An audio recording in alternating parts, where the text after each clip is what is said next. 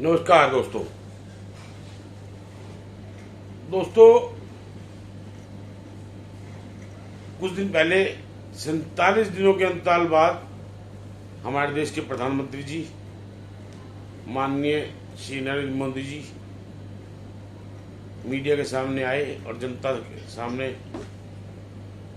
आकर उन्होंने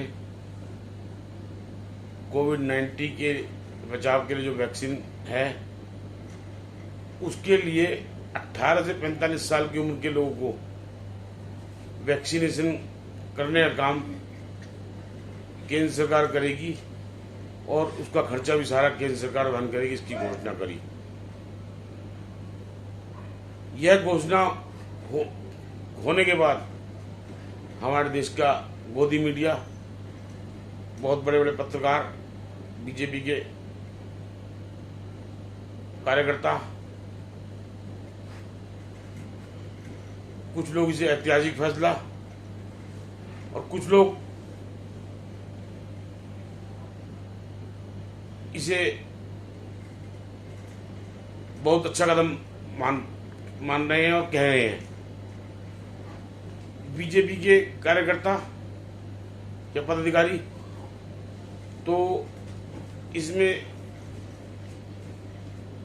इस बात पे बहुत ही ज्यादा कसीदे पड़ रहे हैं, लेकिन दोस्तों ये इस बात की हकीकत जानने के लिए आपको पीछे 1 महीने पहले जाना पड़ेगा।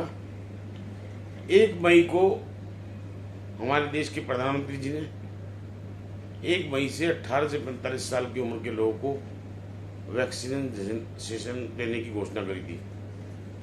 हालांकि वो योजना 10 और 15 तारीख के बीच में दम तोड़ती हुई नजर आने लगी। कई राज्यों में लोगों को पास राज्यों को वैक्सीनेशन करने के लिए वैक्सीन नहीं मिल पा रही थी और कई राज्यों को वैक्सीनेशन का काम बंद करना पड़ा। तो क्या 1 महीने बाद ऐसा क्या हुआ कि जिससे प्रधानमंत्री जी को ये कहना पड़ा कि 18 से 45 साल की उम्र के लोगों को केंद्र सरकार अपने खर्चे पर वैक्सीन देगा या मुहैया करवाएगा? यह कदम तो 1 महीने पहले भी उठा सकते थे। 1 महीने के अंदर क्या बदलाव आया? 1 महीने के अंदर यह बदलाव आया दोस्तों कि पिछले दिनों माननीय उच्च न्यायालय ने, सुप्रीम कोर्ट ने केंद्र सरकार को सख्त निर्देश दिए और कहा कि हम मूक दर्शक नहीं रह सकते। उसी के साथ साथ केंद्र सरकार को उन्होंने 2 हफ्ते की मोहलत दी है और कहा है कि आप अपना बही खाता, पोती पत्रा सब लेकर हमारे सामने पेश हों और हमें केंद्र के जो वैक्सीनेशन का प्रोग्राम है उसके बारे में पूरी जानकारी दें।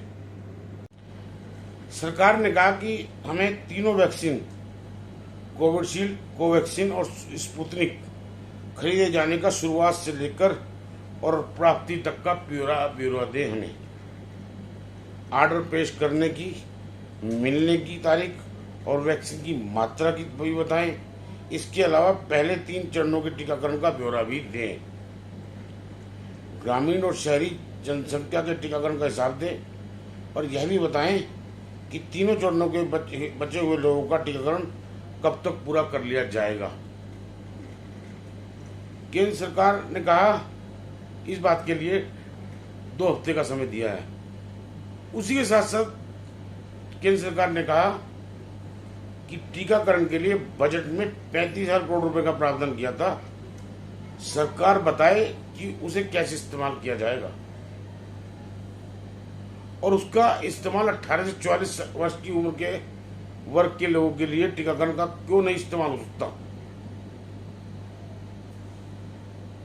यह बात जब कोर्ट ने बोली है और कोर्ट ने 2 हफ्ते का समय दिया है, उसके बाद हमारे मोदी साहब ने कोर्ट के आदेश के बाद इस बात को कहा कि हम 18 से 45 साल की उम्र के लोगों को केंद्र सरकार टीका वहन करेगी, क्योंकि 2 हफ्ते में वहां पर जवाब देना है। और कहीं माननीय न्यायालय इस बात के बारे में आदेश न जारी कर दे, उससे पहले हम ही इस आदेश को जारी कर दे।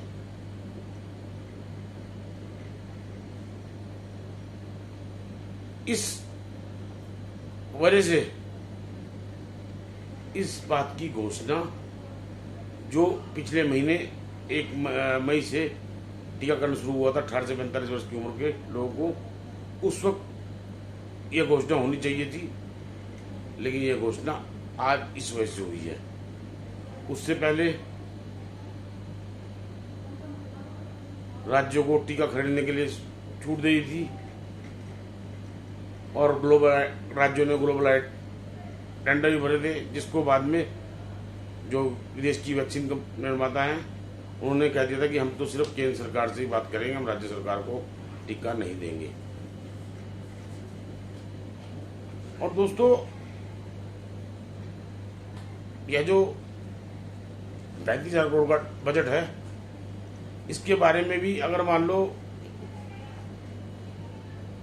इस बजट से पूरे देश की जनसंख्या को टीकाकरण लगाया जाए तो इस बजट से पूरे देश की जनता को टीकाकरण लग सकता है। लेकिन जैसा मैं बता चुका, 47 दिनों बाद हमारे प्रधानमंत्री जी आए, क्योंकि 47 दिन पहले वो बंगाल के इलेक्शनों में प्रचार में व्यस्त थे।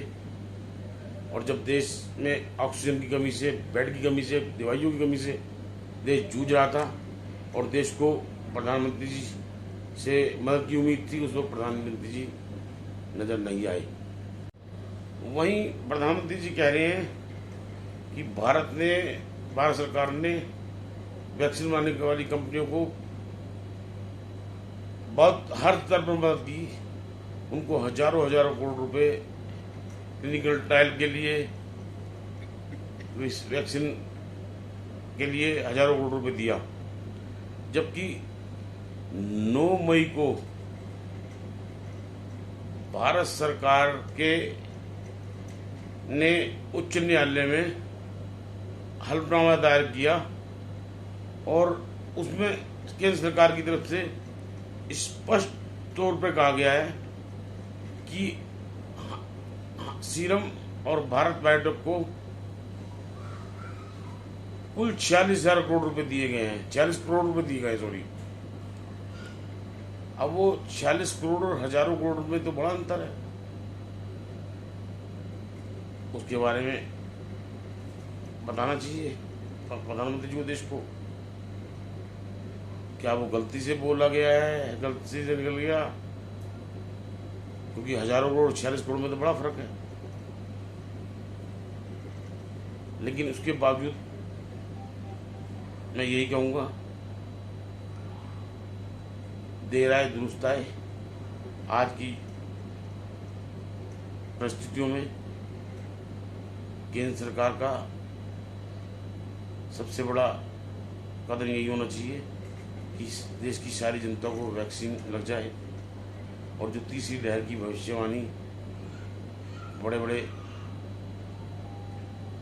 विशेषज्ञ कर रहे हैं, उससे बचाव के लिए, उसके बचाव के लिए जो आवश्यक कदम हैं वो उठाए जाएं, जिससे इस दूसरी लहर में जो हाल पूरे देश ने भुगता है वो एक किसी राज्य में नहीं हुआ, पूरे देश में हुआ है।